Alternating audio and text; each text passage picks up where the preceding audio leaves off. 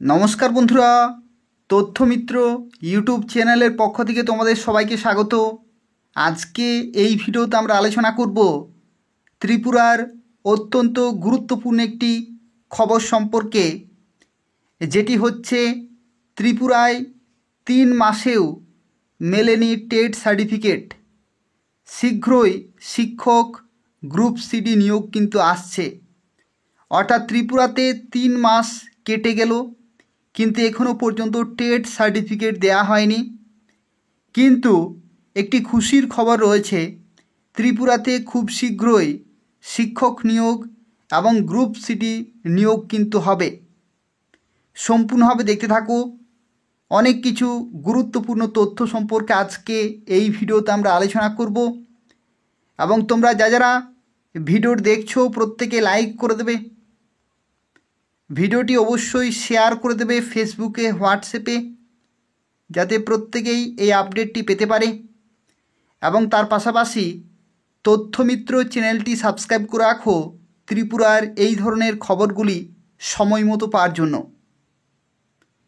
তো দেখো, এখানে বলা হচ্ছে ত্রিপুরা টিচার্স এলিজিবিলিটি টেস্ট অর্থাৎ ত্রিপুরা টেট 2024-এর উত্তীর্ণ প্রার্থীদের দাবি এখন রাজ্যের চাকরি প্রার্থীদের অন্যতম আলোচিত ইস্যু।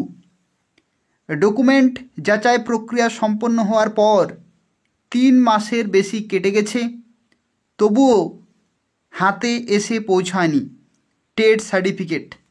অর্থাৎ ডকুমেন্ট ভেরিফিকেশন কিন্তু হয়ে গেছে, 3 মাস কেটে গেল, কিন্তু এখনও পর্যন্ত টেট সার্টিফিকেট পায়নি সেই প্রত্যাশিত সার্টিফিকেট।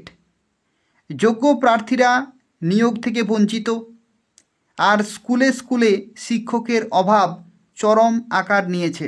ত্রিপুরাতে প্রত্যেকটা স্কুলে শিক্ষক থেকে শুরু করে গ্রুপ সিডি কর্মচারী শূন্যপদ কিন্তু রয়েছে, এবং এই শূন্যপদ বছরের পর বছর কিন্তু বেড়েই চলেছে। ত্রিপুরাতে ক্যালকুলেশন করা হয়েছিল সব দপ্তর মিলিয়ে প্রায় 57,000-এর কাছাকাছি কিন্তু শূন্যপদ রয়েছে, এবং সবচেয়ে কয়েকটি দপ্তরেই কিন্তু ভ্যাকেন্সি বেশি রয়েছে, যেমন শিক্ষা দপ্তর, স্বাস্থ্য দপ্তর, পুলিশ বিভাগ, এই সমস্ত দপ্তরগুলিতে কিন্তু সবচেয়ে বেশি ভ্যাকেন্সি রয়েছে। 25 জুলাই 2025-এ শেষ হয়েছিল নথি যাচাই, অর্থাৎ নথি যাচাই বা যে ডকুমেন্ট ভেরিফিকেশন সেটা কিন্তু 25শে জুলাই হয়ে গেছে। এখন অক্টোবরের শেষ সপ্তাহ, 3 মাস পেরিয়ে গেলেও ত্রিপুরা টিআরবিটি এখনও প্রকাশ করেনি টেট সার্টিফিকেট। অথচ 2021 সালে 3631 জন প্রার্থী উত্তীর্ণ হয়েছিলেন। সে বছর 3 মাস 10 দিনের মধ্যেই সার্টিফিকেট জারি করা হয়েছিল। তুলনামূলকভাবে 2024 সালে প্রার্থী সংখ্যা প্রায় অর্ধেক মাত্র, অর্থাৎ 2047 জন। তবুও এবার বিলম্ব কিন্তু অস্বাভাবিক। 2021-এর ক্ষেত্রে 3631 জন প্রার্থী উত্তীর্ণ হয়েছিল, তবু কিন্তু 3 মাস 10 দিনের মধ্যে সার্টিফিকেট দেওয়া হয়েছিল। অথচ 2024-এ উত্তীর্ণ প্রার্থীর সংখ্যা খুবই কম, 2047, কিন্তু এখনও পর্যন্ত সার্টিফিকেট দেওয়া হচ্ছে না। এই যে বিলম্ব, এটা কিন্তু অস্বাভাবিকভাবেই কিন্তু রয়েছে। এবং একজন প্রার্থী বলেন যে আমার নথি যাচাই সম্পন্ন করেছি জুলাই মাসেই, অথচ এখনও সার্টিফিকেট কিন্তু পায়নি। অর্থাৎ জুলাই মাসেই কিন্তু তাদের ডকুমেন্ট ভেরিফিকেশন হয়ে গেছে, কিন্তু এখনও পর্যন্ত তাদের সার্টিফিকেট তারা পেল না। এই বিলম্বে আমাদের জীবন থমকে গেছে। সার্টিফিকেট না পেলে নিয়োগ কল্পনাতেও নেই, কারণ সার্টিফিকেট আগে হাতে পেতে হবে, তারপরেই নিয়োগ। অন্য এক প্রার্থী ক্ষোভ প্রকাশ করে বলেন, এই দেরি শুধু আমাদের ভবিষ্যৎ আটকাচ্ছে না, রাজ্যের ছাত্রছাত্রীদের কিন্তু ক্ষতি করছে। বহু স্কুলে শিক্ষক নেই, তবুও প্রশাসন কিন্তু নীরব। এদিকে সরকারি ও এডিসি এলাকার স্কুলগুলিতে শিক্ষক সংকট এখন তীব্রতম কিন্তু পর্যায়ে। বহু এসপি ও জেবি স্কুলে মাত্র 2 থেকে 3 জন শিক্ষক চলছে গোটা প্রতিষ্ঠান। এমনকি ত্রিপুরাতে বহু স্কুল কিন্তু বন্ধ হয়ে যাচ্ছে। শহরাঞ্চলের স্কুলগুলিতে দেখা যাচ্ছে 5টি শ্রেণীর জন্য 3 জন শিক্ষক।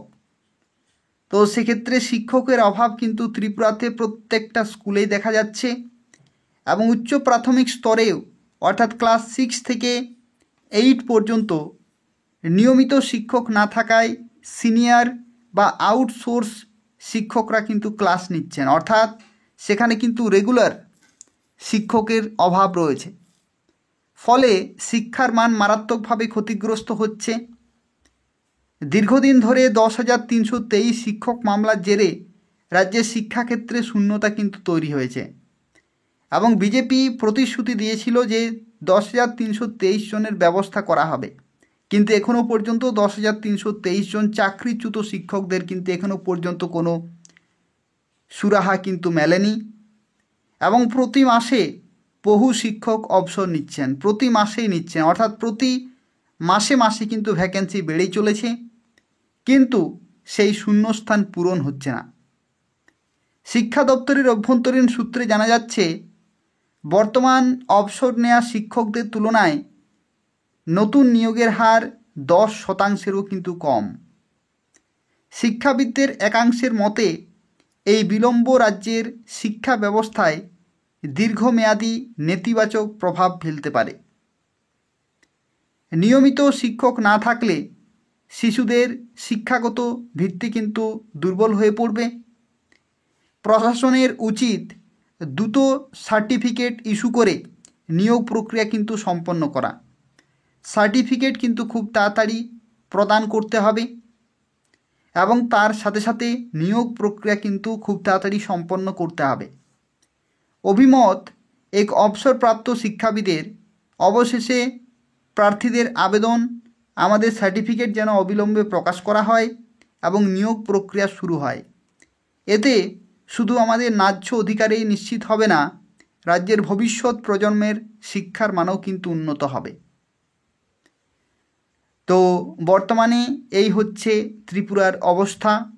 ডকুমেন্ট ভেরিফিকেশন বহুদিন আগেই হয়ে গেছে, 3 মাস কেটে গেল, কিন্তু এখনও পর্যন্ত মেলেনি টেট সার্টিফিকেট।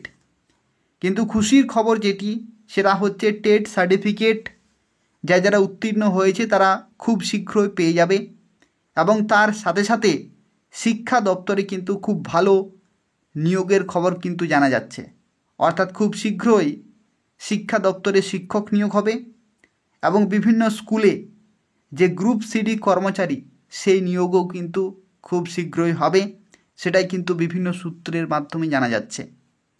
তো যখনই নতুন নতুন খবর আসবে আমি তোমাদের জানিয়ে দেব। সম্পূর্ণভাবে এই চ্যানেলটি তোমরা ফলো করতে থাকো। এই চ্যানেল থেকে তোমরা টিআরবিটি সংক্রান্ত বা এডুকেশন ডিপার্টমেন্ট সংক্রান্ত যা কিছু নতুন নতুন খবর হয়ে থাকে আমি কিন্তু তোমাদের ভিডিওর মাধ্যমে শেয়ার করে দেব।